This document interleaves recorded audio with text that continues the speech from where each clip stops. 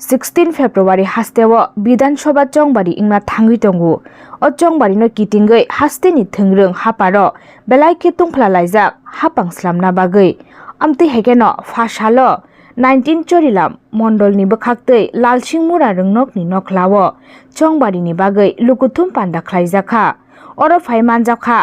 Charilam mondol ni achukphang Rajkumar Debnath BJP bkhak state committee ni achukphang gorango bomitno karibo juda juda adongsong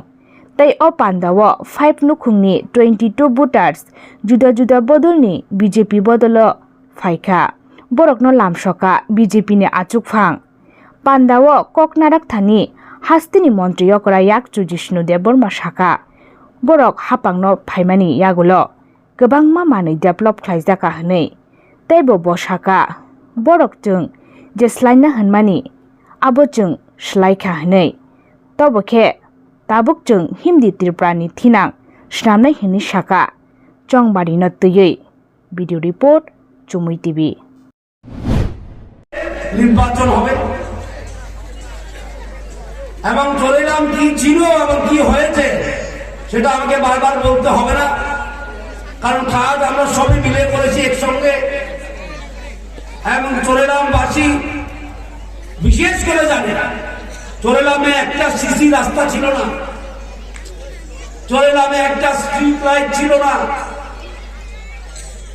চরিলামে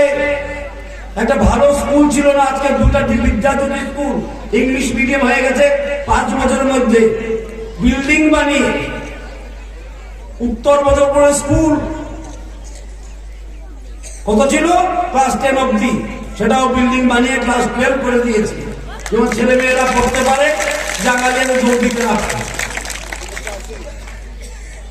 রাস্তার কাজ আমি বলবো না কারণ আপনারা জানেন আপনার পাড়াতে কত রাস্তার কাজ হয়েছে প্রত্যেক বুথে রাস্তার কাজ হয়েছে যুবকদের জন্য খেলাধুলা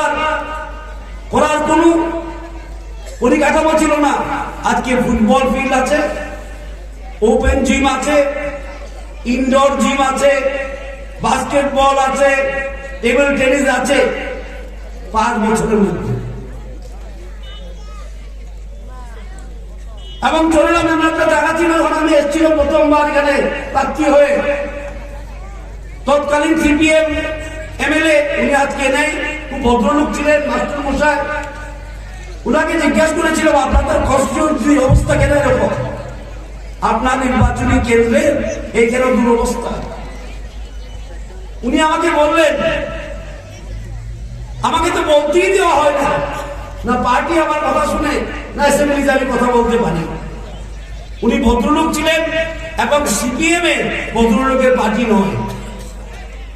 সিপিএম এ ভদ্রলোকের স্থান থাকে না তো আমি ওনাকে জিজ্ঞেস করেছিলাম তারপর আপনি কি করেন আপনাকে কি বলা হয় কি করতে বলা হয় উনি বললেন আমাকে বলে অ্যাসেম্বলিতে যখন মানিক বাবু বক্তৃতা দিবেন আপনি টেবিল চাপড়াবেন সেটা আমি বিশ্বাস করিনি আমি যখন এমএলএ হয়ে যাই তখন আমি দেখি রেকর্ড অ্যাসেম্বলির রেকর্ড উনি 5 বছরে 2 বার বলেছেন সুতরাং চরিলামবাসীর কোন কণ্ঠস্বর আগরতলায় যেত না এমএলএ ভদ্রলোক ছিলেন ওনার কথা কেউ শুনতো না আজকে চরিলামবাসীর কণ্ঠস্বর আগরতলায় আছে আপনাদের কণ্ঠস্বর হল ত্রিপুরা রাজ্যের উপমুখ্যমন্ত্রী